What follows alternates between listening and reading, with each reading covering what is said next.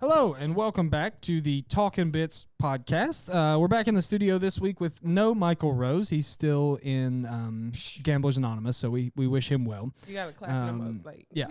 Yeah, yeah. When he comes back, we're going to have a welcome home party for him. But until then, I'm here today with another round of special guests. It's like all the best people come out when Michael's gone. It's really weird. With me is Mr. Andrew McAffrey. Hey, buddy. Hey, buddy. Thanks for coming back. Are you talking about a round guest like Keith Marcel last time? Yeah. Yeah, exactly. That's why he was in here. Yeah. We like them all shapes. All shapes. Yeah. He was very funny. So Andrew's here and Brandi Augustus is here. Hey. Thanks. Welcome back, Brandi. It's been a while since you've been in here, and then I don't remember exactly how long it's been since you were here too, Andrew. You were here with Justin? Me and Justin, yeah. Yeah. I'm thinking 50s, maybe episode 50. 1950s. 50. Yes. 1957 specifically. It's been since November the 1950s. 12th, 1955. Hill Valley, California. The day that will live in infamy. Yes. Yeah. When the What is when this? the lightning struck the clock tower and Marty went back to the future. Oh, I didn't know where that was going. You guys are uneducated. I was curious how long it would take into this episode before it just becomes me laughing at everything Andrew says. 1 minute and 27 seconds. For those of you who are waiting, that's exactly how long. Literally, this is kind of behind the curtain. My girlfriend is on her way here now during this recording just so she can hear whatever the fuck you're going to say in the next hour. She actually thought that she may be on camera for the first time today. She was like, today might be the day I might do it. Can be. And then she got scared and said no more. Wait, why? She's just never been on. She's just camera shy. She doesn't want to do it. I don't know. She's going to come and sit on my lap. That's going to make you jealous. Yeah, that's it. That's it. I'll be pissed. We could have Brandi forcibly put her on camera. That's fine. Wait. You can pay for all those plants from now on. I don't give a fuck. Somebody's got to buy all these fucking plants. Yeah, so we're back in the studio today. Michael, he'll be back on the next episode. He's going to be here. Baby. But there's your baby now. That's literally, there she is now. Yeah. Yeah. For those of you listening, you are confused. For those of you watching, you're still confused because she is not on camera. But we have a special guest in the studio today, so you'll probably hear some laughter in the background. Thank you guys for being here. We both of you have been on before, so we always do the Talkin Bits questions, how long you've been doing comedy, what are your influences. I think if anybody listening doesn't know these two, we'll just kind of do like a quick update on since last time you guys were on. So what's been new? You're both from Knoxville, both doing Knoxville shows, doing a lot of don't tells, all that good shit. What's the craziest thing that has happened since the last time you were in here? Because I feel like you guys have a lot of shit going on. The craziest? Yeah. Is it your colonoscopy? No, it wasn't that. Those are routine at this point. Repaired hernia. Yeah. Ooh. That was not. I didn't have a colonoscopy. I'm just assuming. He got his ass tucked back. That's next. That's next, based on family history. Sure, it's good to get it checked. It's good to get it checked from time to time. As far as Knoxville is concerned, I don't think that's the top news. You don't think so? No. That's funny because every time I'm down there, that's all anybody wants to talk about is your colonoscopy. My colonoscopy. Your upcoming. That's always it. Colonoscopy. Yeah. Well, imminent. I know. So Justin was just here with Keith a couple weeks ago, and Justin talked about some of the headliners that he's gotten recently for Don't Tell. You guys are about a year ahead of me as far as the Don't Tell goes, almost exactly a year ahead. And I just feel like sometimes he gets these shows lined up that are just crazy. Yeah. The one recently that had Lucas and Amber and all the just heavy hitters out the box. It's impressive. A lot of fun. I got to perform on that one. Did you? Started with Lucas and very special boy to me. I love him very much. That's right. So you started with him in Knoxville, and then he moved to Austin. He did. He moved, I believe, to Salt Lake City in between for a little bit. And then that's kind of a weird move for comedy. Yeah. At the time, it was pandemic, so it was like, nobody really knew where to go at that point. It was open. It was, that was when Austin was really becoming the place. Nashville was really having some underground shows too. I understand, but I kind of missed out on all that because I was fucking drunk at the time. Yeah. Well, sometimes it just happens. I could not be booked on shows. Sure. But was was there a crossover between when you were still drinking and when you started comedy? Yeah, I started in 2018. I guess February or March was the first mics I ever did, and then I ended up being in rehab that August. Perfect timing. Struggled with it for a year and a half or so, and then got sober 2020 during the pandemic, and thought about quitting comedy. Mm-hmm. You know, just went and watched for a little bit. Yeah. How long did you take off? Started back over. Probably 6 months. That's a long time. Yeah. That's a long time when you're used to doing it weekly, you know, like a couple times a week. Yeah, that's a lot. Yeah, and then I don't know. I just kind of started over. Felt like I started over. I was all nervous again. And right. Do you think you were like super rusty, or did anything carry over from before you took that break? Just probably my timing. Yeah. Yeah. I mean, that kind of carried over a little bit. And I feel like that's kind of natural for you. A little. Because certain comics, I feel like they talk totally different on stage and off. Andrew's just kind of. That's who he is. That's kind of just him. Yeah. Yeah, that's pretty much it. It's crazy because he's much more offensive off stage. That's true. Yeah.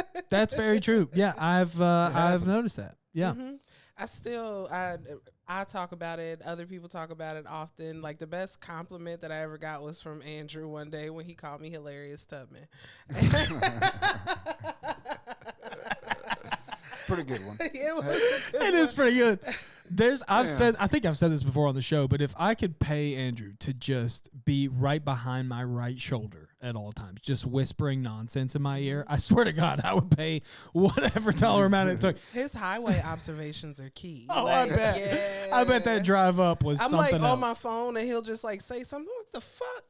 Okay. Usually a problematic billboard or something. Yeah. Like that. There's a few on the way here. Like a Jesus Saves type of billboard? No. What was it? The Trump makeup? Yes, there was a billboard for it said "Make America Pretty Again" or something, and it was like a makeup store, and it was like a woman with like a fake Trump wig. The hair? It was really weird. Yeah, that feels very but it was regional. On the way here. That's very regional. Most of our listeners are from this area, and they'll know exactly what you're talking about. Got a question? Yeah. That is specific to this area. Okay. So you got a neighbor in peril down the street. Okay. There are signs that say help, that says, what would the other one say? Nothing good is happening here or something. Whoa.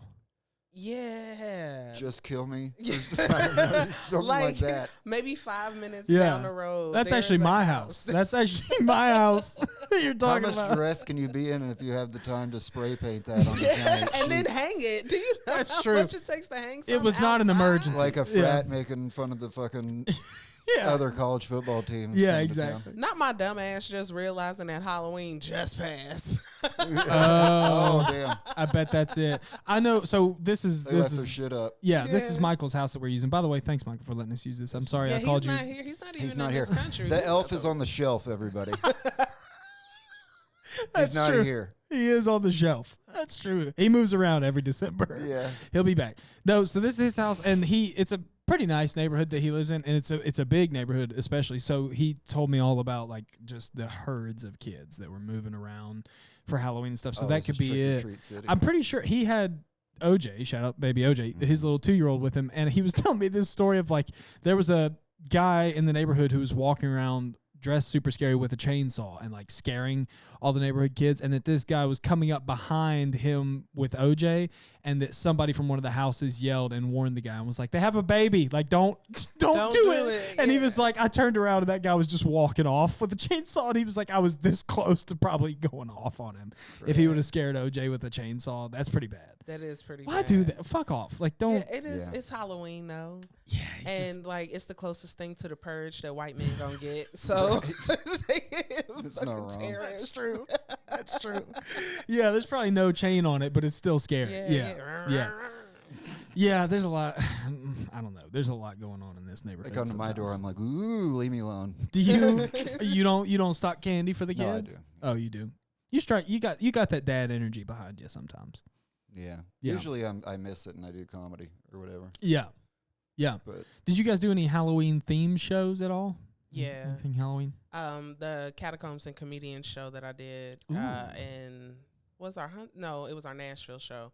We dressed up as our characters. That's pretty cool. Yeah. That's all. Was it whole like spooky themed, the not venue really. and stuff? No, not It was at all. just costumes? It was zany. It's like the lab. So I'm actually going back tomorrow. It's the follow-up campaign for that's that awesome. show. So Yeah, the lab's awesome. I went down there a couple weeks ago and jumped on that open mic. They got me a spot, and I like that room a lot, actually. Yeah.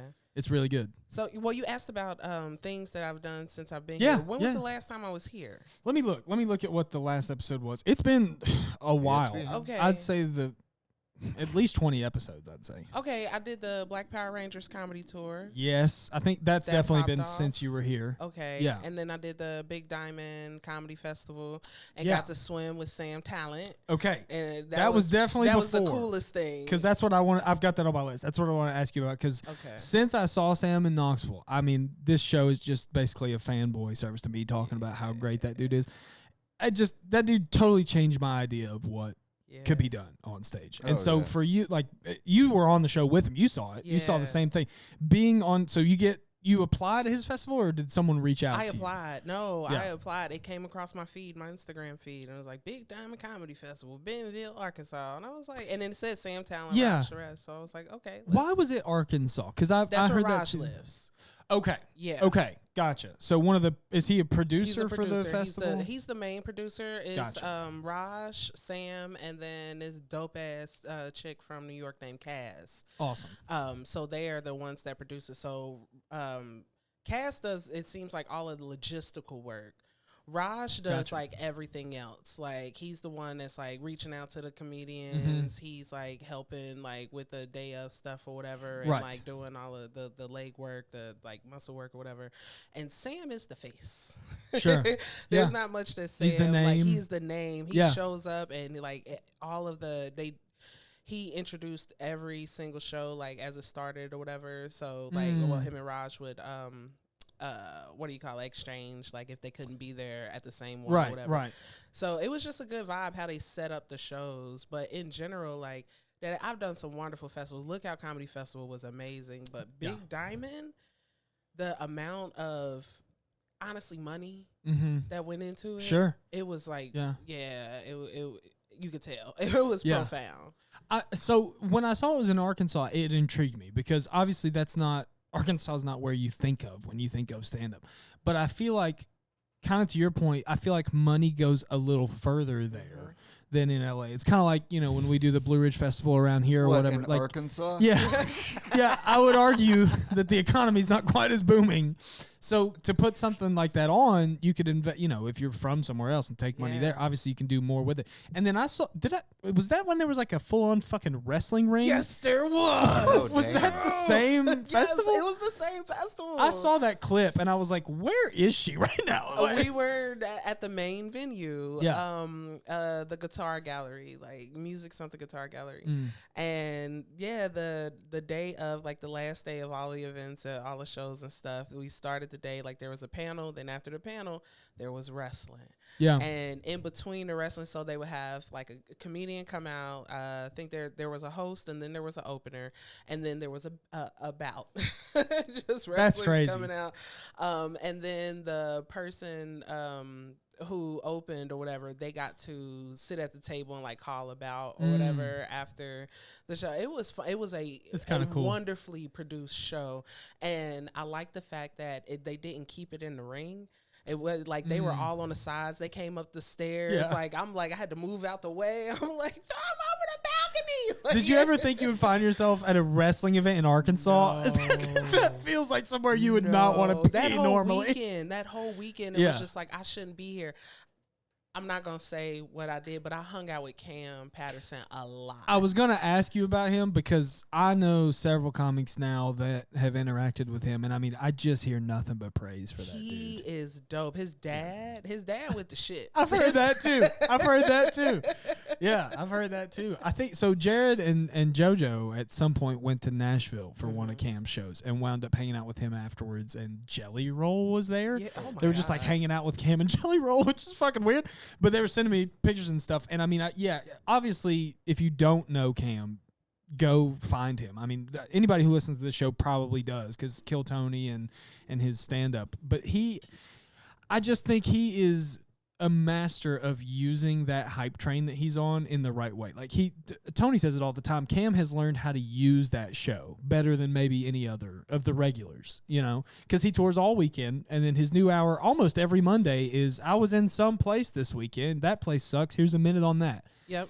And he just knows. He knows how the show works. He knows how to get the following, and he's so fucking young too. Yeah. Oh, and also he doesn't have like the mentality of like, you can't talk shit to me or whatever, like I'm bigger than you, I'm bigger than this or whatever. Yeah. He's very humble dude. That's huge. What impressed me the most was like somebody was giving him shit. Like there was a club owner there that was like really giving him shit, kind of like saying that he wasn't funny and all these things or whatever. Whoa. To his face. It was a hard listen. Whoa.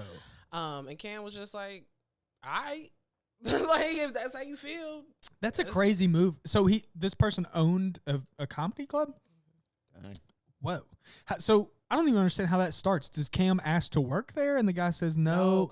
No. So what happened was we were sitting, it was a kickback. It was like after the first day of events or whatever, and we're sitting at this like hippies like fucking bungalow, like smoking weed and shit. And there was this group of girls that came up out of nowhere, like young white girls, and they walked up to Cam immediately and was like, I heard that you're a funny man. Are you a funny man? Do you tell jokes? And he was like, nah, I don't know what you're talking about. Basically. Whores, right. Basically. I'm familiar.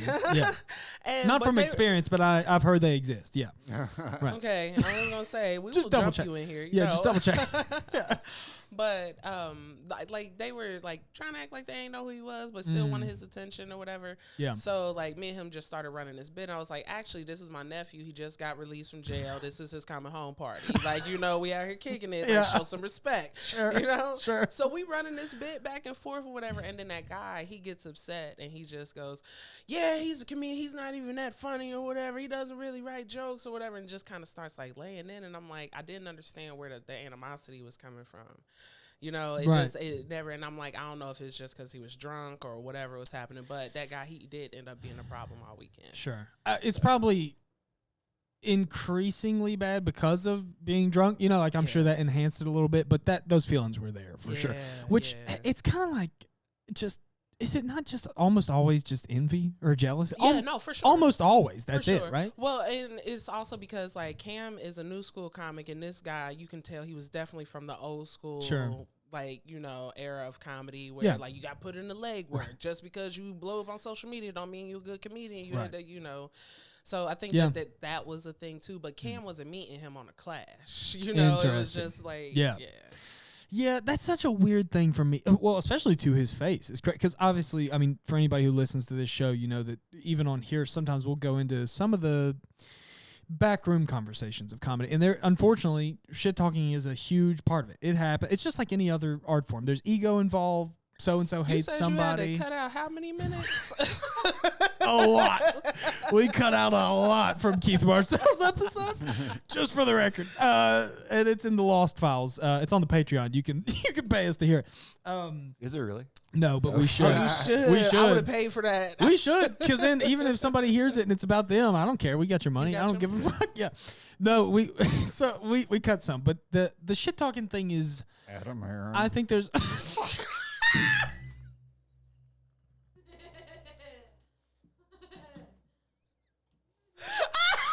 All right, someone just timestamp that real quick. You fucking asshole. He's making my job harder. You got to do it. Yeah, please excuse the loud beep if you're listening to this episode right there. And if Andrew's face got blurry for 2 seconds, just ignore it.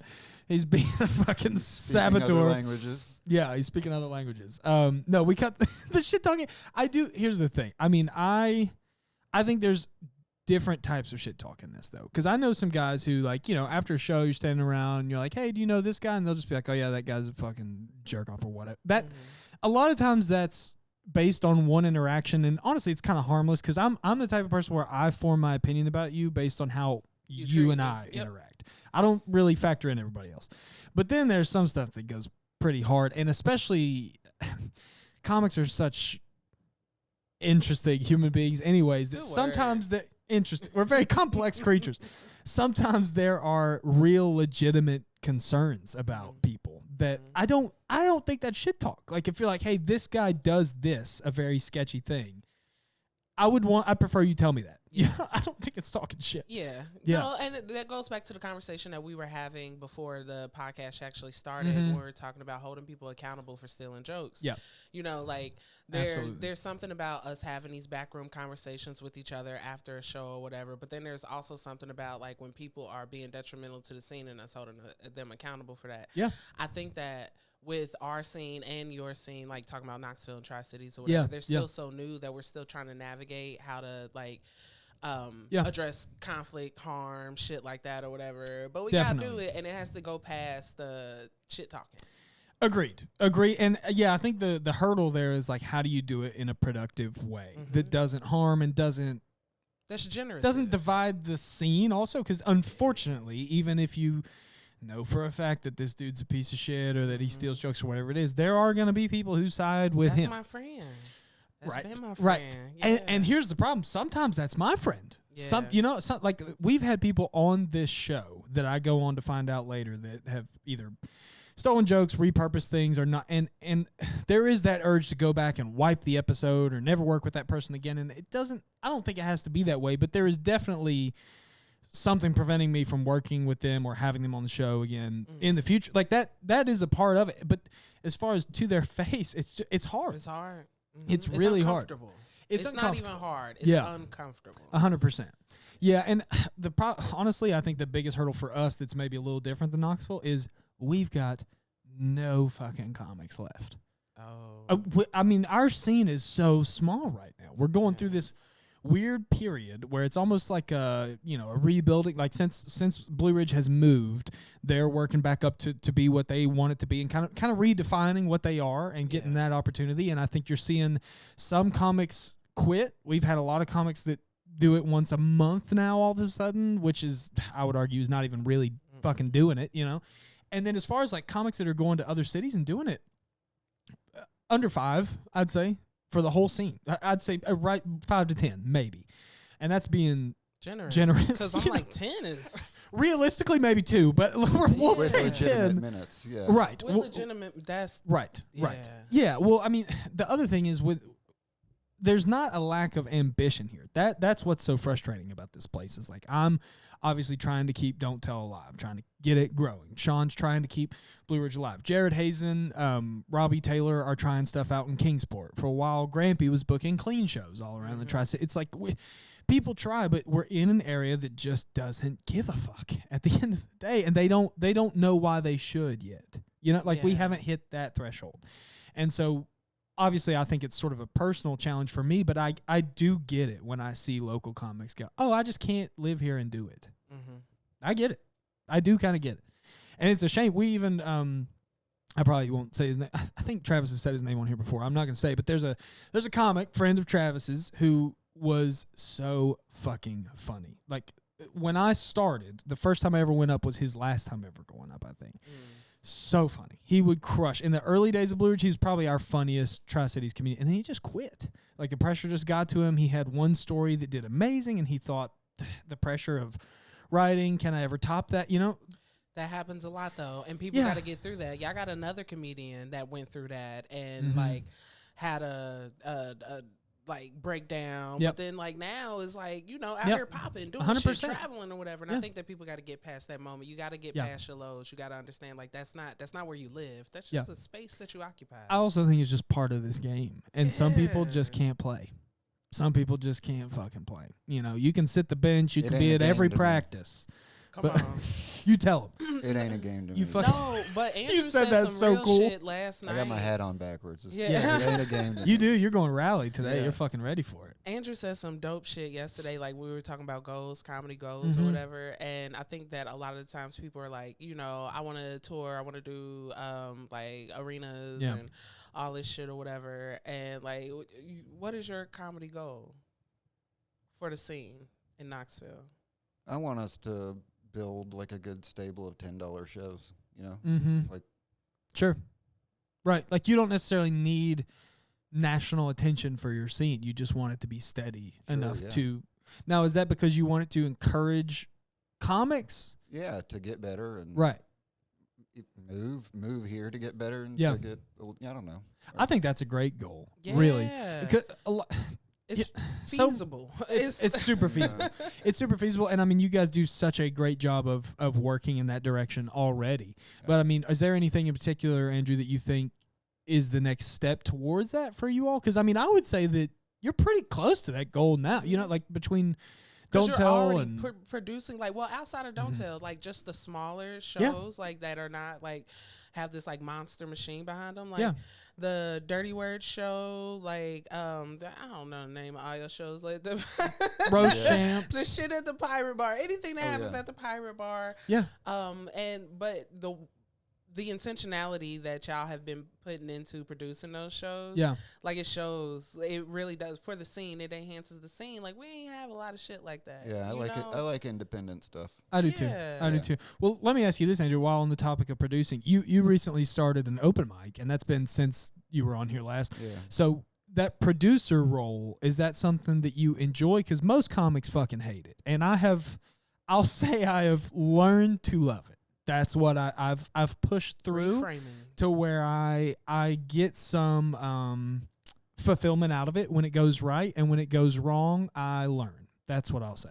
That's, you know, I think I'm a comic first and a producer second, and always will be, but somebody's got to fucking do it. And I've decided that can be me. Yeah. I'm capable of it. You know, getting in a venue and getting guaranteed minutes every week and being like intentional with your hosting, you know, working on something in particular, not just going up there with the same 4 or 5 minutes off the bat and saying, all right, here, you want to hear the rest of them?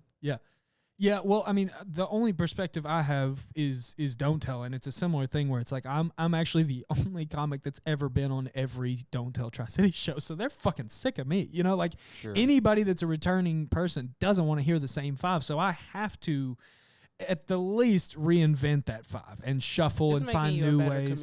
It definitely is, but I totally get when comics are like, fuck that shit. Whereas like a mic, it's more work too, because you're bringing up maybe 20 people. You're trying to riff on the last set.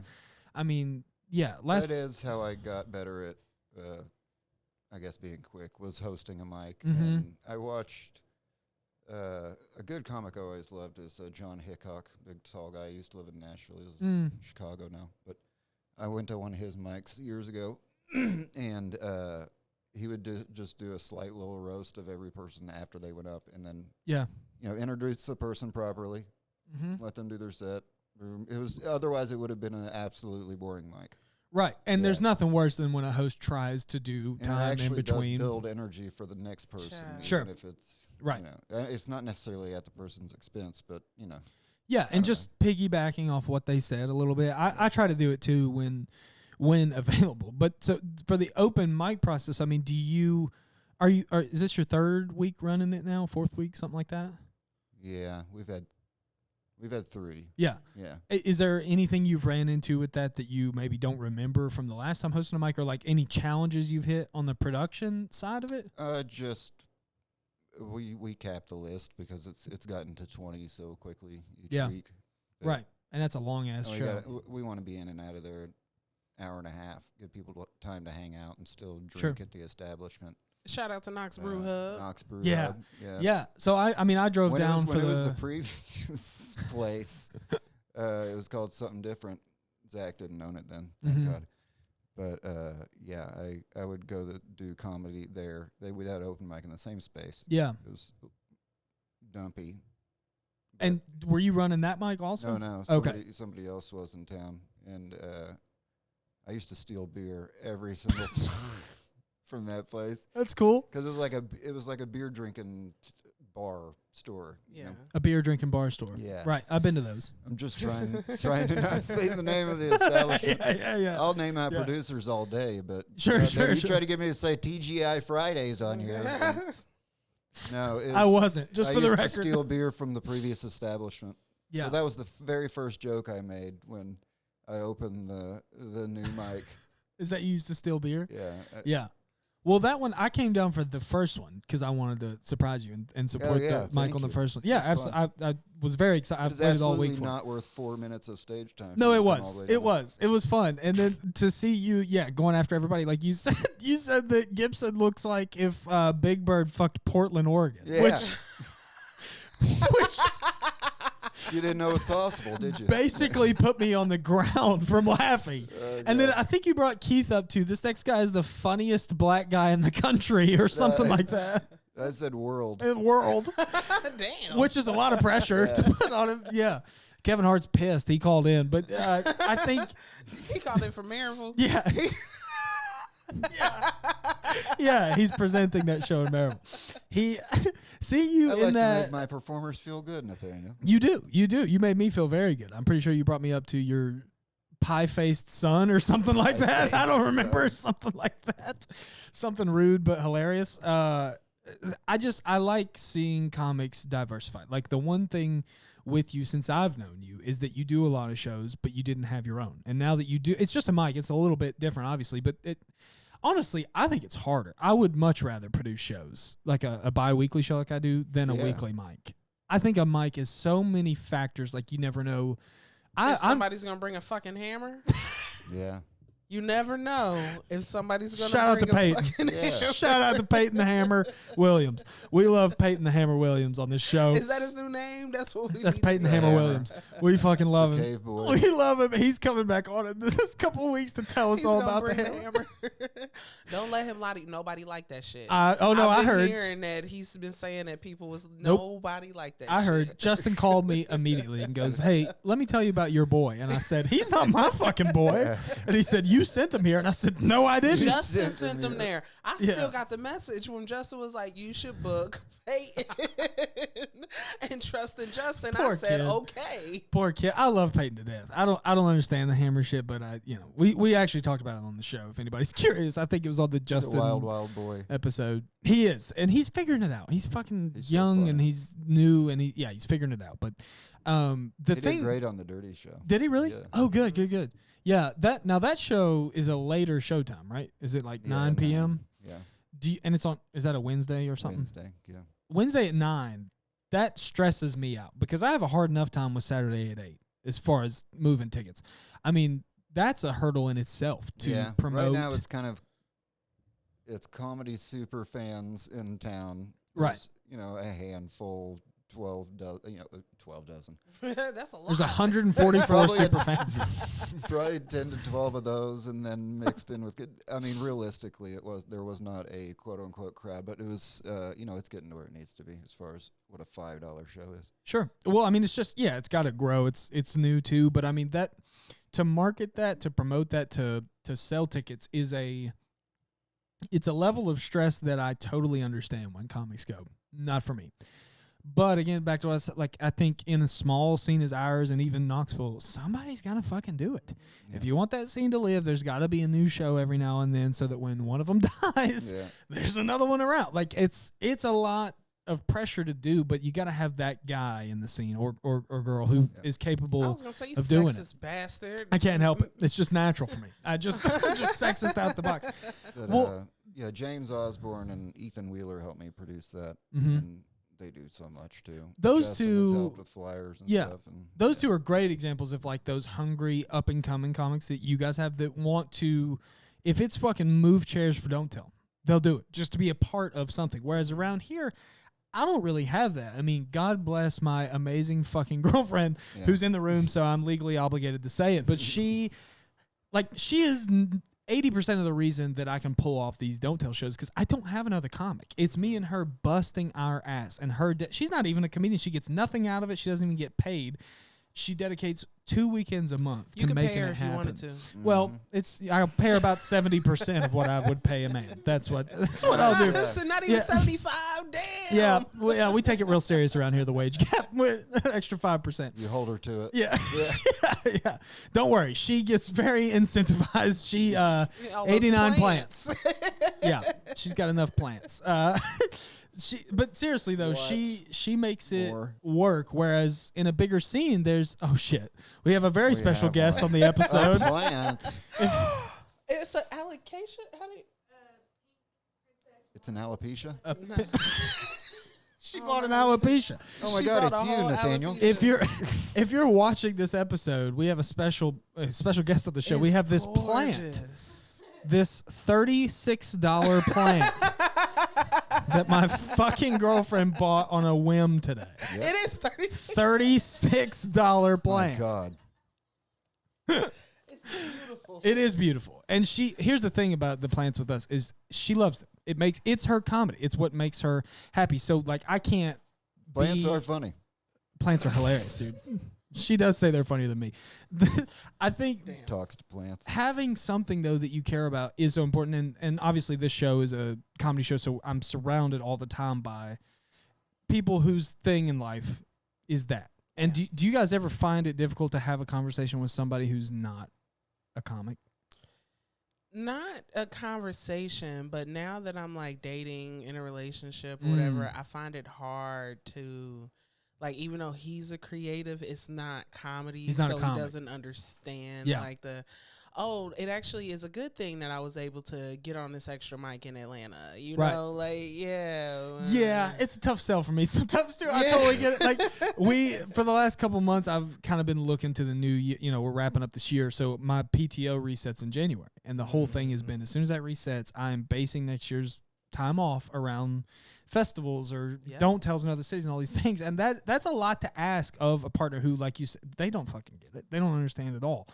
But I'm thinking more like sometimes when I'm at work and I'm in the elevator with a old white lady I work with, and they're just like, normally I use Dove hand soap, but lately I have switched, and I gotta say my skin is really clear, and I just want to. Where's the punchline? If this cable disconnects and we fell 3 floors to our death, I think I'd be okay with that. I just want to fucking die. I hate it. Don't like talking to other people. Casual conversation bores me so bad. What a dumb bitch. Shit. So yeah.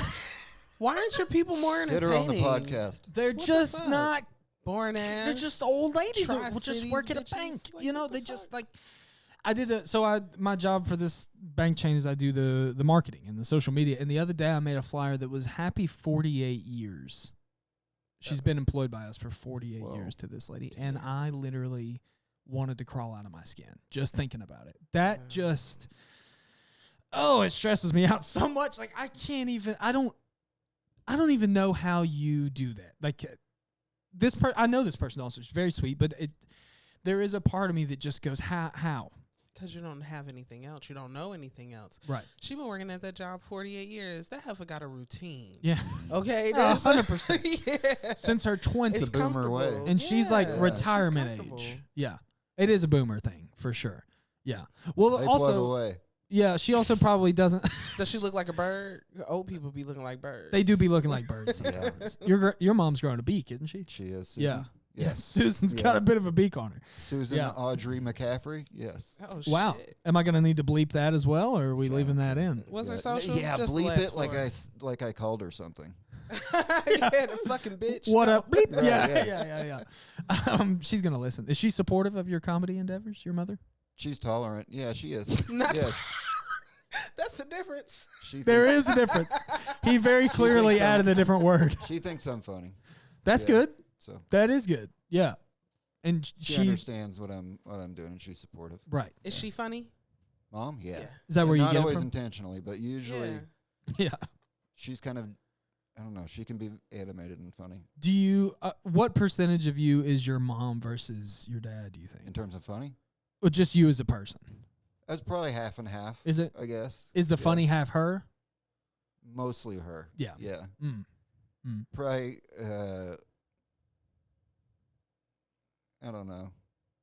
Yeah, mostly her. Dad wasn't funny. Now, is that just like a family dynamic? Dad thought he was funny. Like you guys always fucking around with each other as a family and stuff? Because I didn't think my family was really like that until my relationship with Haley. And then like she would come around and be like, you guys are fucking wild. Like I just thought it was normal that we just go after each other or just say outlandish shit. You know, like there's I hesitate to say comfort, but there is a level of comfort around each other of just being goofy or just being yourself. Well, because you can unmask around your family and you can say those things that you want to say to that old bitch in the elevator. Like, you know, like boring. Shut the fuck up, grandma. Like nobody cares about your green bean casserole. Oh, dude. Now that's where my funny comes from. My grandma is the funniest human being alive. We've talked about bringing her on the show, but now a lot of times it is unintentionally. That is a huge part of it for sure. Happen. But she's so funny. I was going to say, is it one of those things you can bring your grandma on and talk politics? Oh, Right. you don't want to hear that. Yeah. You don't want to hear that. No, there's going to be a couple slurs in there if we go that route. Podcast partner for her. Yeah, that's true. Yeah. No, I don't know. I think the family dynamic is something it's honestly interesting to me about this show, because one of the things that we always ask guests are like, what are some of your influences, from being a kid? And a lot of times that response will start with, my dad showed me this. Or anytime I was with my mom, we were just listening throw dads to in my face this. and shit. Like, well, goddamn. Hey, I'm with you on that Yeah. one. I'm totally with you on that one. Except he was around just long enough to show me some cool shit. That's what mine did. Mine showed me NWA and Richard Pryor, and then he was like, have a nice life. And then I do with this what you will. Yeah, I just figured it out after And that. here we are. Yeah, and you're back. Thanks for being here, Dad. Appreciate you being here. He came back with the cigarettes and milk, finally. Yeah. Oh, that milk is spoiled. That milk is like 15 years old at this point. The family thing is so interesting because I don't consciously act on stage or like in my writing. I don't try to reference any of that inspiration, but sometimes I just think about my comedy influences as a kid, and I think that without those family members, without that dynamic, you don't really find your voice, whatever that is, And I think me, especially at this table, I'm very much still working on finding that. Like, what's my lane and what's my voice? I think every comic is forever, actually, because it evolves. But that's kind of what separates comics on stage, right? Like, this show tonight is a perfect example. Like, I try very intentionally to book comics that are all over the map as far as perspective goes. I mean, the cool part about shows like this is, this will be out later, so I can say the headliner is Corey Forrester, and he is a part of the Well-Read trio, used to work with Drew Morgan, very funny. And he has this persona of like, Southern guy, redneck persona, I guess you would say. But that community, that Well-Read community, is like woke redneck. They're doing a specific thing. And then you have Pruitt on the show. Everybody on listens knows Pruitt. So similar lane there. He's kind of like, is this a redneck Pruitt aya fan club page? Pretty much. Okay. Yeah. It's like everybody knows Pruitt. Yeah. Okay. Yeah, pretty much. Talkin' Well, he's been Pruitts. on more than any other guest. That's why. And he was on last week when this comes out. So that dude. But then from there, I kind of see crossover from Pruitt to you, Brandon, because then he has a lot of real life things where he talks about being an ally, having trans children, all those things, and then that crosses to you. And then I feel like Andrew has this perspective that, honestly, I don't really know another comic who does exactly what Andrew does. And so having that in the mix just creates such a cool show, Because how many shows have you been on where you're like, oh, fuck, we're all talking about the same thing? And it kind of sucks. Not often. It doesn't, not for often. me, but that's because like I'm usually often the only woman. And the person talking about like kids and the way that I talk about kids or whatever, and then often like even if I'm not talking about my kids, I'm talking about sucking dick. Sure. So Sure. Well, that's most of my set, so there'll be some overlap there. But yeah, I think it is interesting because I know, again, not to throw any productions or clubs under the bus or anything, but sometimes in an area like this, it's easier to book a show that you know is going to please the crowd.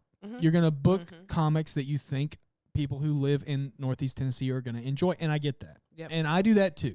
But I also mix in some that I think may start something. I want that perspective. I want that. Maybe I just fucking like conflict. I don't know what it is. Maybe I'm just a messed up person, but I think as a producer, it's very important to me to get that diversity of perspective. Can I make a suggestion though? When you're booking shows and like you're booking people like, oh, this person, they're going to be a little out of pocket or whatever, but the area needs something like this.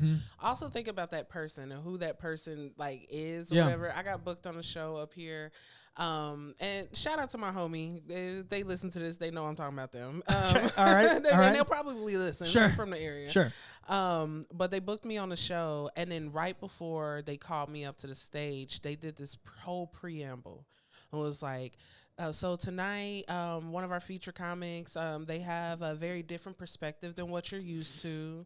So I want you to like everybody, like, be open-minded to some of the things that you might hear tonight. And then that made me anxious. Of course. 'Cause I'm like, who the fuck am I about to perform for? And then it didn't hit. I did my set about my trans son or whatever, and it didn't hit. And I'm like, if you knew that you had to do that before I came up here, you should have at least told me. Like, this might be. Oh, yeah.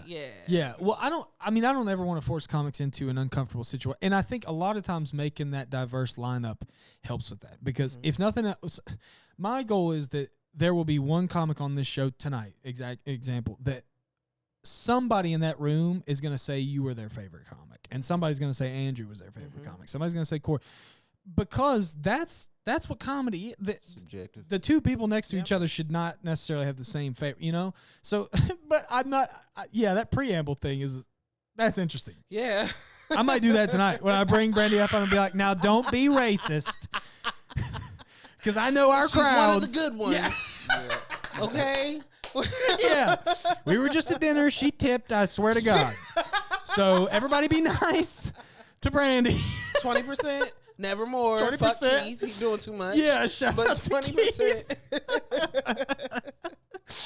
Yeah, I think I like it. I like having that diversity, and I also know myself, and I know that most of the comedy I do is in this area. And I've done it in other areas just enough to know that, oh yeah, I'm good in Bristol, but I'm not like we went to New Orleans and I fucking ate shit the first night because I was doing Bristol. And they were like, what is this hillbilly shit? This hillbilly redneck. shit. Well, also, I mean, I found out pretty quick. Like, I went up second on this show, and that club is amazing. Shout out to the NOLA Comedy House. They were nice enough I just sent them a tape and a DM, and they gave me 2 spots through the week. And we were just there on vacation. And they let me go up, and it was awesome. The second night was much better. But I went up second on the show, and the first dude was a local black comic, nice guy, and he was talking about gay chicken, where he was like, he had some joke about gay chicken. He's like, it's where you lean in to kiss your bro, and the last one to pull out wins or whatever. So I go up, and I said, like, I was almost, thanks for having me. I was almost late to the show. I was backstage playing gay chicken with that guy. What I didn't factor in is that his gay chicken stuff was bombing. They did not like it. So I come out and I said, call back to a bad joke. I said, I'm playing gay chicken with that dude. And this like OG black dude in the front row just goes, no. As soon as I said, like audibly, he goes, or something. And I was like, whoa. I was like, sorry. And I was like, you guys don't really fuck around with that gay shit, huh? And he goes, absolutely not. Go ahead. And I was like, got it. It was like, he shut that shit down immediately. Damn. And I was like, I'm a long ways from home. Yeah, I'm fucking a long way. But I like it, though. Like, I like feeling out of my element. It's probably part of why I like that diversity on the lineup, too, because I want you to feel like you have to earn your laugh a little bit. You know, we were even talking about, before we clicked record, my last show when Keith went up there and just exploded. And, like, leading up to that show, Keith had kind of a tough week. He was in his head. He was afraid he was going to bomb. He was even like, I don't know if we're going to hang after. We might just drive back. I'm just not feeling great. Seeing him go up and crush when in his head, the odds were against him. Yeah. And then he's like, what are we doing after this? We went out and got food. We went out, like, he's fucking game. Then he crushed this pile of fucking garbage fries. This place after, it's like he's in a good mood. He's ready to hang and have fun. And that moment there where he's like, I'm going to bomb, I think is so important for us. And it can tank you, too, if you let it win. But, like, seeing him push through that is so cool. Andrew, when you – obviously, we all have those thoughts. As a comic, we all struggle. But how do you get through those moments where you're like, I suck, I'm fucking terrible? Why? Here's what I'm really asking. Why the hell do you keep doing this? Oh. Because I know my personal reasons, but I love asking comics that because there's every reason in the world to not put yourself through this. Not do comedy. Yeah, 100%. It's the only thing that's like really like lit me up since baseball. I guess that's really the thing. Yeah, it just it makes you feel a certain way. Yeah, sure. That's pretty much the long and short. Yeah. Of it. Well, I mean, I guess that's probably why every comic does it. It's just unique to them, you know. But like coming from your baseball background, how much of a gap there between you stop playing baseball and you start doing comedy? Oh God. A while, right? Yeah. Like a number. So for a long time, you're kind of looking for what's your thing. Yeah. And then you found it. Yeah. Yeah. And I think, honestly, we are so fucking lucky that we found it. Even if, like, I mean, I'm not. This show is interesting because a lot of times we ask for advice and we try to almost give advice sometimes, like from a point of authority, and we're not. I don't know what the fuck I'm talking about. I'm brand new to this. I'm figuring it out. But I know there have been 2 or 3 moments where, and my girlfriend can vouch for you, where I've called her after a show and I've gone, I don't know why I do it, but I'm going to do this forever. Yeah. I just know. This is just my thing. If I never get better, if I never get more opportunity, I'm just going to fucking keep doing it. I just get something out of it, you know? And I think I can see why for you, Andrew, that would replace that missing thing after all that time. Yeah. You know? That's a lot of pressure. Mm-hmm. What'd you do for 10 years? Drank? Yeah. Yes. That's how I filled that void, for sure. Sure. Yeah, of course. Well, a lot of comics still do. I mean, I know comics that can't go on stage without being totally inebriated. Which is unfortunate. Yeah. Because the comedians that I know that are like that, they don't do well often. Right. Or they're it's hard to be consistent that way. Yeah. One comes to mind for me, and if he's on, he will steal the show. And if he's off, he will ruin the show. Yeah. And there's no in between. I've never seen him have an okay set. Not one time. And it is frustrating because it's like whatever his magical blend is, sometimes he's able to find it and capture it. And that consistency is that is so hard to get. Yeah, you're not going to.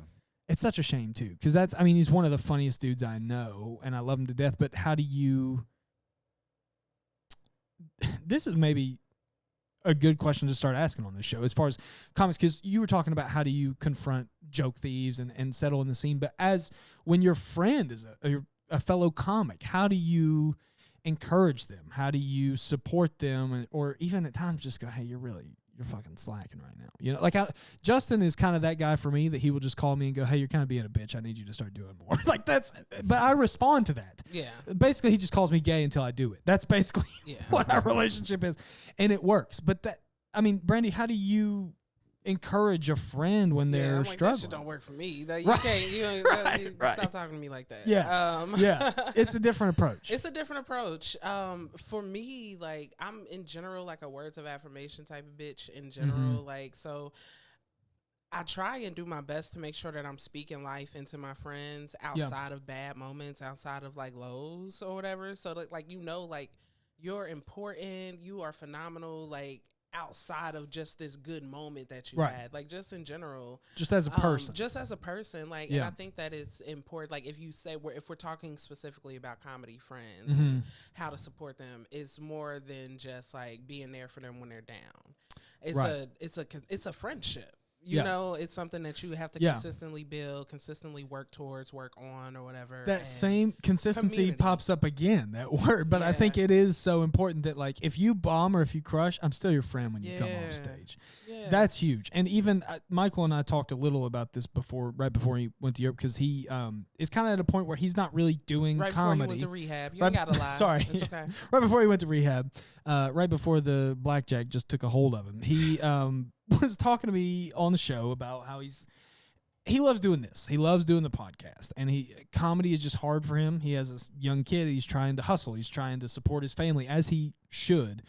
But he and I have that relationship where it's like, I think a lot of times on this show, even some of the guests have said, like, do you guys not talk outside of this? And not really, honestly. Like it's no matter what happened in our week, we're doing the fucking show. Yeah. You know, that consistency is there, and he knows that. And I think that's why this show remains, you know, an important part of both of our life. Yeah. Do you think about Michael when y'all not around each other? Just sexually. Yeah. Just financially. Just only late at night. only late at night and when I'm alone. No, of course I do. I do, and we talk on the phone sometimes. He's not a texter. He's that guy who I'll text him and he'll call. His haircut is right now. Sometimes I got to check in, see how tall the hair is. Not as stiff as me.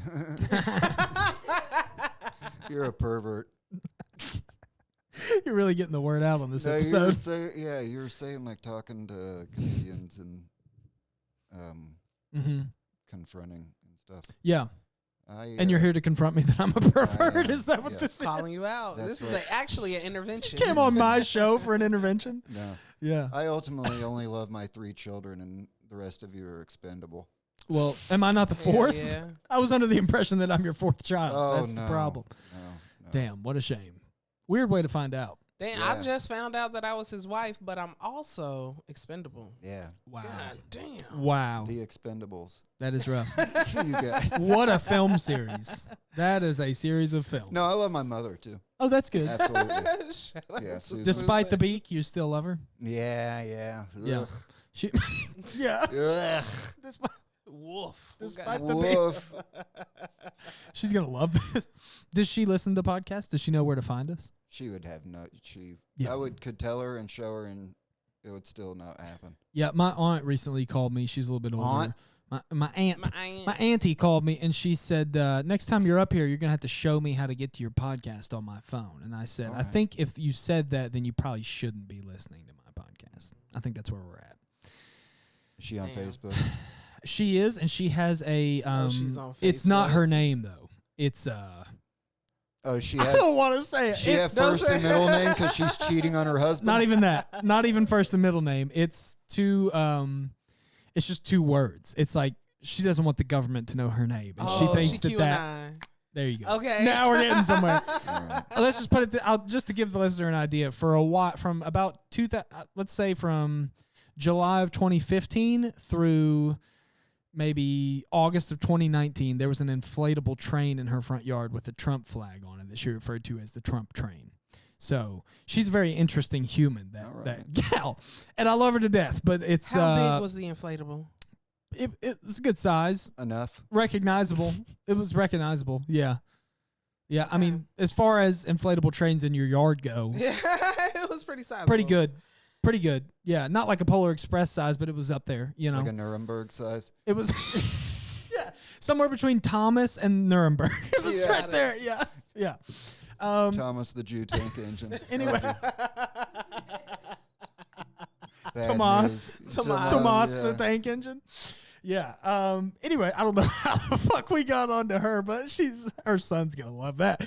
I'm getting a text in a couple of weeks. I'll send it to you guys. So gotta meet my mother. Okay. Yeah. I'll meet your mom. No, not you. Your QAnon grandma or whatever. Oh, would they strike it off? Aunt. Would they hit it off? You think? No, I don't know. Probably not. Your aunt or your mom's not racist. Not completely. No. She has a black grandson. Yeah. Oh, that's right. Have a black grandson. That's right. Well, she I was always like racist. to make my mom out to be a bad person. Oh, me too. It's my favorite thing. Dad's dead, and I can't make fun of him. So. Sure. Yeah. Well, mine's dead too to me, but He's a war hero. He's a war hero. I can't do it. Oh yeah, you can't do it. No. He earned it. Yeah. That's fine. Hero? She's was got he a hero? work to do. Did he see combat? What? Did he see combat? Yeah. Okay. Desert Storm. All right. He's a hero then. He is a hero. That's fine. Was. I was just gonna say if he's one of the guys who like warmed up the eggs in the mess hall. Yeah, like did he even go across? He ate the eggs. The word hero is a little strong, you know. Yeah. That's is what it is. He refueled other planes that killed people. That's pretty cool. That's pretty cool when they're running out of gas. An accessory. Yeah. Sure. Yeah. Massacre. Basically. Yeah. He's like, He didn't pull the gas, trigger. Kill them. Sure. Yeah. Cool approach. I don't know how it works. I'm glad you brought that up. That's really setting the tone for the episode. It's really good. Yeah. Don't worry, nobody's listening at this Y'all point. want to talk about war? Yeah. Did you grow up hearing like intense war stories? Would he share things? No. Yeah, I mean, he never. I mean, it can't get very intense refueling planes in the middle of the air. Some of those videos stress me out. He's known people that have died on cruise and stuff. Yeah. Just from some kind of accident. Was he a guy that would share though, like when you were a kid, or did he kind of shelter? He had told me some stories. Yeah, for sure. Yeah. My stepdad did an interesting thing where, like, the older I got, I think the more open he was to sharing. You know, which is probably the correct approach. But like, he saw some really fucked up stuff. Yeah, he shouldn't be telling you about insurgents and when you like 4. Like that's. He's like, son, pause the cartoons for a minute. I got to tell you something. So there was this IED. Yeah. Right? There was. That's one of the stories. That's very much one of the stories. And I think that kind of takes us back to the family influence thing where it's like the comfort level that it would take to share something like that with your family. You know, like that's a different thing. And I think that's a very old school mentality too, where it's like they just didn't talk about shit. Like World War II veterans that come back and they definitely didn't say anything. They just hit their kid instead, you know. Yeah, hit the bottle. Yeah, hit the bottle. They went home and fucked. Yeah. Yeah. Oh my God. What can we talk about what we were talking about the other night? what are you calling it? Instead of a crow's nest, what was it? The fuck nook. The fuck nook. Building That's a what. fuck nook. A nook to fuck So in? we were talking about people who live in their car, and I said, if you get one of those rooftop tents, is that like having an upstairs? And then we were talking about a couple staying upstairs and in the car, and he said you could text him and be like, "Hey babe, come up to the fuck nook." What the fuck is up with you and these double-decker things? I He was don't know. talking about it. I like numbers. Do you know if they are double-decker trailers? Double-decker. I was thinking more of like a Like, duplex, duplex, like one oh. side by side. Like Oh no, I know a lot. I feel of like those. that would be. They have that in mobile home version. I don't think you can buy it, but I know a lot of custom jobs that are very similar. Hell yeah. I feel like In Casey fact- Shearer could get that done for us. Yeah. There's a house not too far from here that is 4 shipping containers laid out in a square with a courtyard in the middle, Yeah. and they've been fused together. It's actually kind of sick. It's Yeah. actually a really cool, like, cost-effective home. Shipping They just have a containers was- circle house, Square. It's a square. square house, Yeah. and It's it just just a goes. It's just around. What? What the fuck? The Do you square know what is a around- square is? Yes. No, I mean 4 shipping containers. Right. So there's two that are parallel for our audio people. There's 2 that are parallel, and then there's 2 that are side by side, and then there's a square courtyard in the middle. Okay. That they have access to, but they've, I guess, somehow, welded the corners to where there's access into each one through the shipping container. So it's just underneath. it's just a So- square. Jewish. No, they're not tunnels. It could be. Is You this don't Joe know. Bridges' You haven't family? been in. You haven't been there. That's true. I've There never could been be in. tunnels going from. Yeah. Yeah. But I haven't seen that layout though.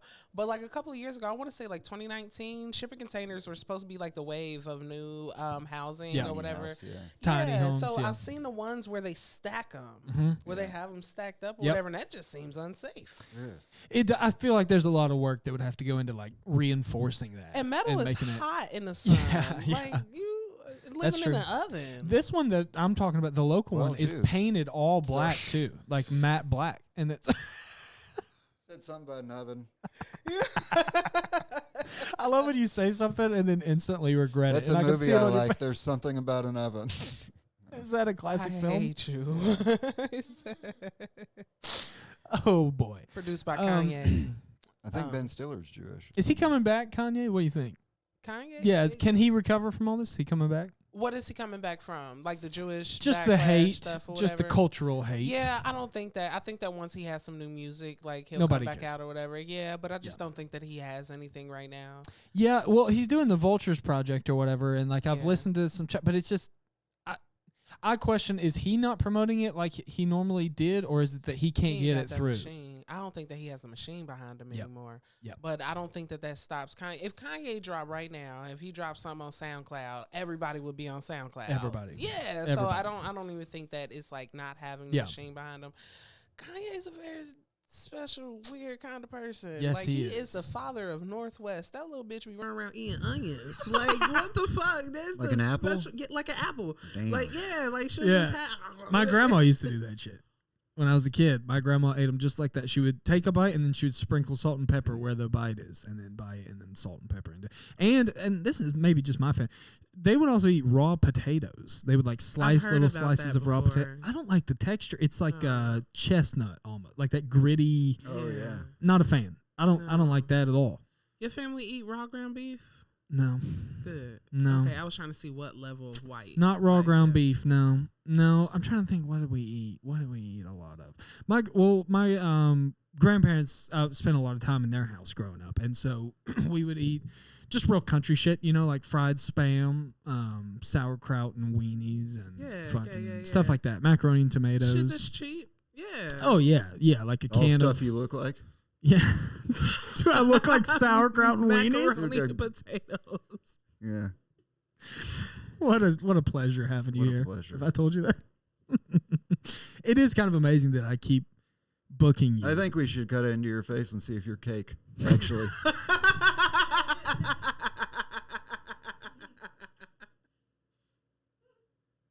My guy. Fucking asshole.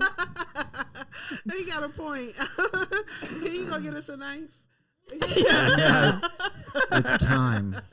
A very sharp one, please. Just fucking kill me. Okay. Last question before we start wrapping up. Going back to the Knoxville scene, you guys are both a part of that, and Brandi, you were on 6 months ago. That's what I checked. Okay. Episode 40, and it's been not quite that long for you. I think maybe about 4 months since you were here. So we've kind of talked a little bit about like how the scene has grown and stuff. But looking forward, we're kind of wrapping up the year now. Looking at 2025, what do you guys envision, both for yourselves and for Knoxville as a scene? I mean, I don't think either one of you are super eager to go to another scene at the moment, right? So, like, what are your plans, not only for your comedy, but for Knoxville for the next year? My plan for next year is to do a lot more festivals. Festivals are fun as fuck. Yeah, me too. Get into more clubs. I got my first club feature in January coming up. Oh, hell January 8th through 12th. I'll be at the Looney Bin in Little Rock, Arkansas. Oh, that's fucking awesome. So I Congratulations. Thank you. Yeah. It's my first club Is feature. That from Black Diamond? Is that how Big that? Diamond? Yeah, Big Diamond. Yeah. That's awesome. That's so cool. That's so really I want to special. do more of that. I want to do more club weekends. I want to host. So I have bigger goals, but the one for this year is I want to host a weekend at the Catch, and I want to host a weekend at Commonwealth and Go Bananas. Those are both in like Cincinnati, Northern Kentucky. Yeah, Go Bananas is the shit. Yeah, I love that club. And I've never worked it. I just know obviously a lot of popular comics have come through there, and then working with Lee Kimbrell a little bit and talking to him and his time up there. I mean, everybody I know speaks so highly of Go Bananas. And I think the festival thing is interesting too, because when did you start comedy roughly? Roughly, like seriously in 2018. I was doing it a couple years before that, but it was more poetry based. Well, so I mean that puts you several years, like about 4 years ish, give or take, ahead of me. But that festival thing is interesting. Travis Stevenson and I were talking on the show about, we both feel this pressure right now that it's kind of that time to start looking at that. I mean, I don't think that we're going to get accepted into as many as somebody who's 4 years in or 5 years in or stuff. But that does feel like a good carrot to chase right now, because the shows we can do local shows. We know that. And it's kind of, I don't want to say it's lost its luster, because every show is special, especially when I'm producing them. But I just, I need more of a challenge, I think. So for you, the club work is kind of that challenge right now too? Yes. Very much so. Is there, do you know the headliner on that weekend, or is it just like your book for feature? I don't know them, but it's Ambrose Jones the third. I know that name for some reason. Okay. I think I know that name.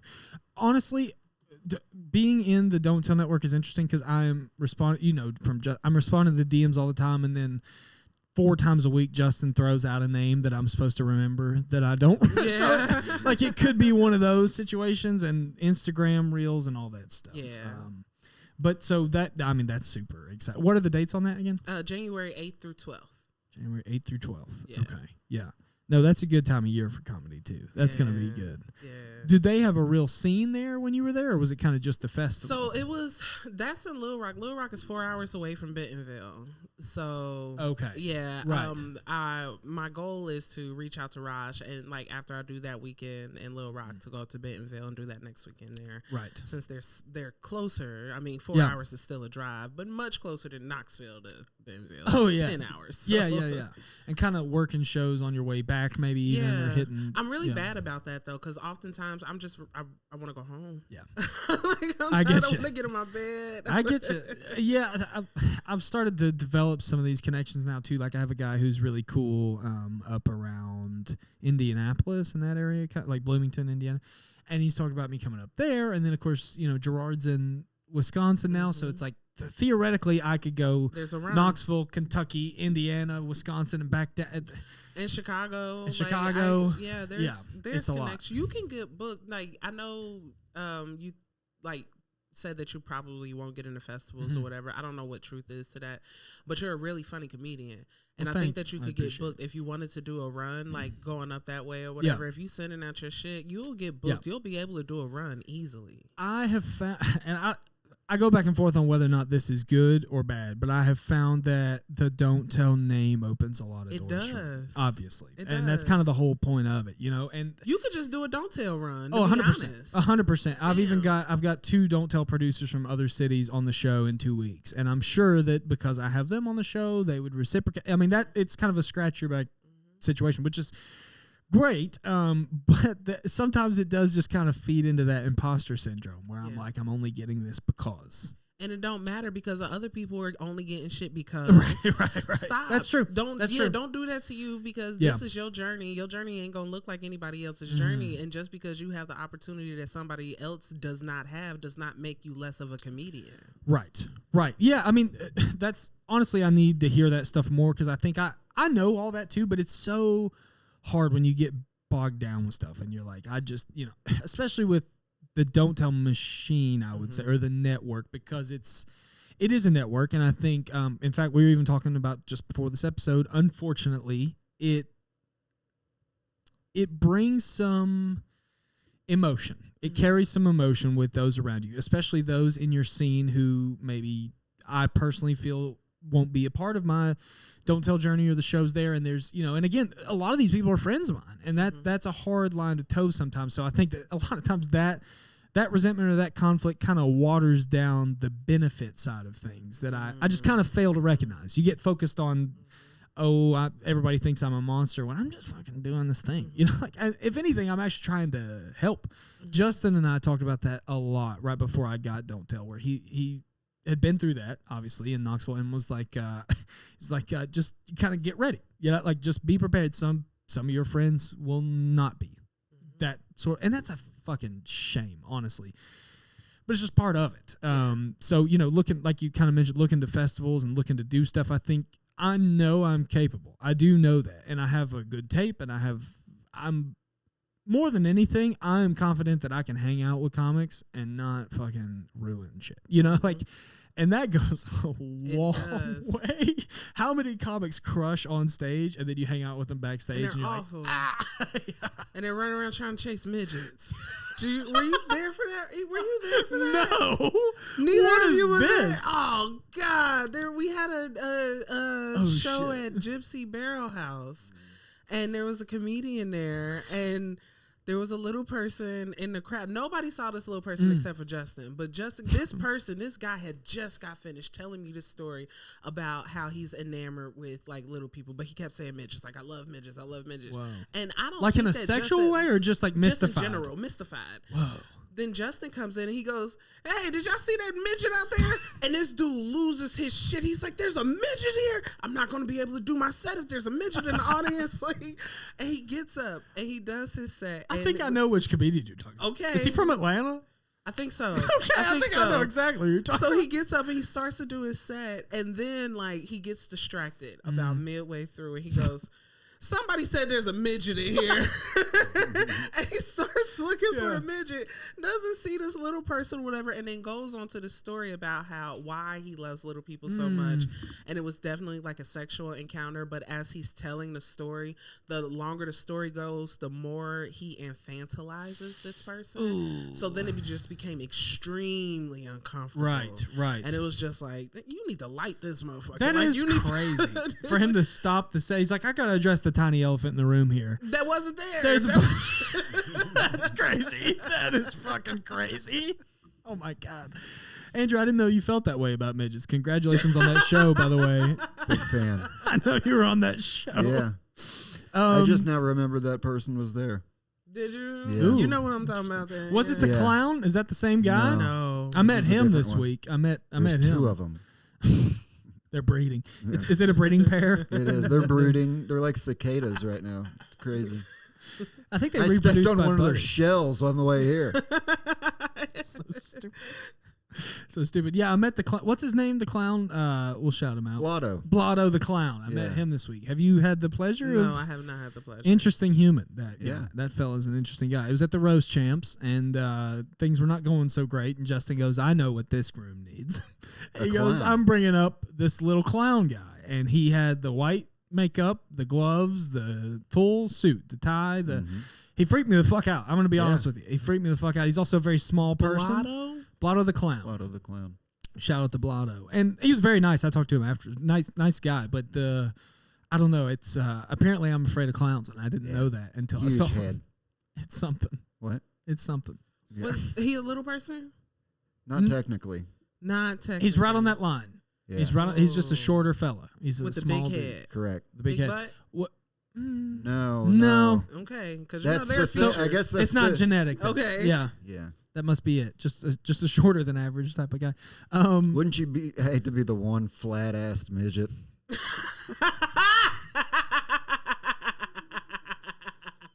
Suck.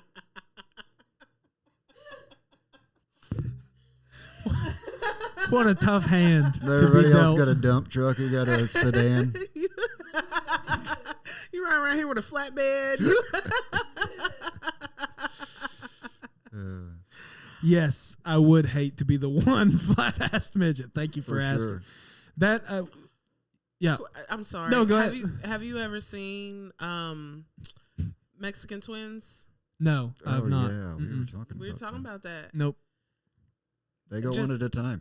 Do they? I guess. Interesting. Have you ever seen Mexican Twins? Yeah. I don't know if I should have said that on the podcast. That's a good question. It's a great question. Who cares? The sun's going to explode. We have a strong... Mexicans. That's true. I'm that Texas Mexican. Yeah. What'd you say? Something about Island of Garbage? Is that what you said? Something about Puerto Rico? That's fucked up. That was me, yes. That's fucked up. I can see somebody confusing you with Tony. That would suck. I did if I was still drinking, you could. Yeah, at the Rose Champs, I did call. I said, thanks everybody for coming out to kill Phony. Justin looked at me and flipped me off. I thought it funny. I thought it was funny. I thought that was good. I thought it was good. I was bombing. I had to try and dig my way out of it. That was rough. Take somebody down with you. Yeah. So Andrew, before we let you go, what are some of your goals for 2025? And then obviously the open mic is just started, so that's going to kind of continue, I'm sure. Yeah, we're gonna take it as far as we can. Mm-hmm. Just run a couple mics and run a couple at least monthly shows around town and see how well that goes. I'm gonna go my hardest at it. Yeah. And he's gonna break his dick trying to do it. Good. Yeah. Good. I like seeing you so amped up. This energy today, I tell you, it's just crazy. You're just. I've never seen you this energetic. I could walk through a wall right now. Okay, Kool-Aid man. Goddamn. I could walk very slowly through a wall right now. You sure could. Like a paper wall, a paper mache wall. In your new pants. In your new pants. You're welcome. Yeah. Thank you. You're welcome. Yeah. At least I'll be comfortable. Yeah, that's true. Is that a fact? How cold was the cave? Was the cave cold? No, it felt good. No. Yeah. Brandi was freaking the fuck out the whole time, but it was cool. Yeah. Far underground. Too far. Yeah. Like, I was, like, really worried about, like, because the Asheville had just happened. And I was like, I don't think that it's smart that we going to be underground and this whole city is drowning, like, behind us. It's about to be Indiana Jones in here. So I get in there and I'm like, I'm asking them there, like, before anybody came in, it's just all comedians. And I was like, okay, are y'all worried about, like, the sound, like the acoustics or whatever? And he goes, no, the sound would be great. The acoustic, they have concerts in here all the time. And I was like, no, I'm more so worried about, like, it be getting too loud and then, like, shit start coming down. And he goes, oh, Brandi just thinks that she's going to crush it. And I'm like, no, motherfucker, I'm worried about dying. I'm getting crushed. Yeah. The funniest part, like, I've been down there so many times. I'm not scared of it at all. So I didn't think. So I could tell you're nervous, and I was like, "Don't worry about it. You're gonna have a great set. And you go, I don't give a fuck about my set. You're like, I'm worried this shit's gonna cave in. Give a shit about doing well. I want to make it out. It was so funny. That was definitely kind of like a milestone moment for just comedy for me, and also obviously producing. We pulled off something that's really not been done too much. Like, that was interesting. And it wasn't perfect, but good enough to try again and build on it. What do you want to do better? I want to time it when there's not a fucking natural disaster. That would be pretty cool. I don't think you can do that. That's I can't. Not up to you. I know. I planned that show for a year, give or take, and a fucking hurricane rocked this part of the world like it never has the day before the show. So, I mean, sales-wise, obviously, I'd like some things to improve. I think the sound situation could have been better. I think we learned a couple things as far as some of the reverb and how to combat that. And then really just finding a better way to promote it, because it kind of just became, hey, we're doing a show in a cave, you should come to this. It was not begging, but like the whole gimmick, obviously, of Don't Tell is you don't tell the location. Yeah. And for that one, I just thought it was special enough to let people know. And I think that that's smart. They did the same thing at Lookout for the baseball stadium. 100%. Yeah. That was awesome. Yeah. That was really fucking cool to see. And I mean, I've got some special stuff planned for the area. You know, we got some cool fucking amazing headliners lined up as of today through February.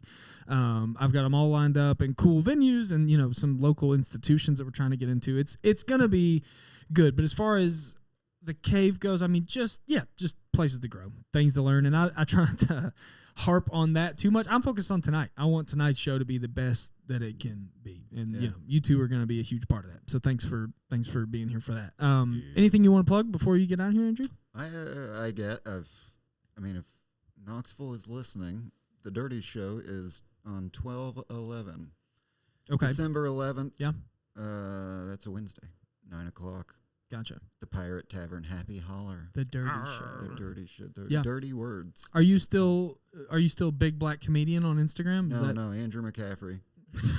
How long were you Big Black Comedian? Couple months, maybe. For anybody listening who thought that was a joke when I said it, he actually was. Yeah. But that's because Keith was Big Black Comedian for a long time. Yeah. And then Keith decided to go by his name. Right.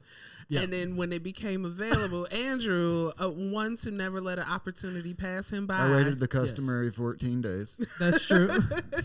Let him mourn. That is a thing. See, the difference here for anybody who doesn't know you or Keith is that Keith is a big black comedian. Yeah. And you are, in fact, not. You are not at all. I'm the other there one. There needs to be like a screenshot of Keith. You got it. I do the editing. It's going in right here. There it is. You can also go and listen to 2 episodes ago and get kind of a better idea of who we're talking about. But no, yeah. So you can follow him. He's the other black person that tips. Yeah. Not all of us. That's Keith. Not us. Not all of us. He's so funny. He is so funny. So Andrew McAffrey, what did you say it was? Sorry. Just at Andrew McAffrey. At Andrew McAffrey. On Instagram. Is there an E in McAffrey? Nope. Okay, because I saw some shit yesterday and I was like, I think they spelled that wrong. They did. I saw it too. Oh yeah. They have a habit of doing that. I saw that. They spell mine wrong all the time. Yeah. Oh god damn. I know exactly who you're talking about. They call you Nathaniel Boo Him. No, that's just what the crowd. Yeah. Appreciate it again. Brandi, anything you want to plug before we get out of here? In Knoxville, every first Tuesday of the month, I host the Central Cinema open mic. But coming up, I'm doing the Black Women in Comedy Laugh Festival in New York City at the end of February. Amazing. And I'm doing that weekend in January at the Looney Bin in Little Rock. Yes, that is amazing. That's New York. I mean, is such a mecca for comedy. I'm sure it's exciting for you to get up there and do that, and you'll have to fucking definitely come back and tell us like after you get through those, and we'll recap again and see how much has changed then. And what's your socials? So Brandi Augustus, Brandi. Augustus is August us. On Instagram is Brandi.Augustus, but my website is brandiaugustus.com. Cool. BrandiAugustus.com. They can find you there. The show is at Talkin Bits Pod on Instagram. My handle is @NBooer Comedy. That's TikTok, Instagram, all that shit. What? Hard R. @NBooer with a hard R. Oh, Comedy. And then, of course, Don't Tell Tri-Cities. Whoa. Follow us. We've got all kinds of fun coming out there. In Bua. With an A. There's this fucking guy. Don't Tell Tri-Cities. You can follow us there for show announcements, all that shit. I will say, because this is coming out right at the start of December, for the month of December, I have 3 shows, which is the first month that I've had 3 weekends. The reason for that is that my favorite fucking comedian I have ever worked with is headlining. Santa Claus is headlining on 12/7. So on the 7th of December, you can catch who, in my opinion, is probably the funniest comic in the Southeast right now, and he's fucking phenomenal. So follow us on Instagram. Thanks for listening. Thank you guys for being here. Peace. Bye.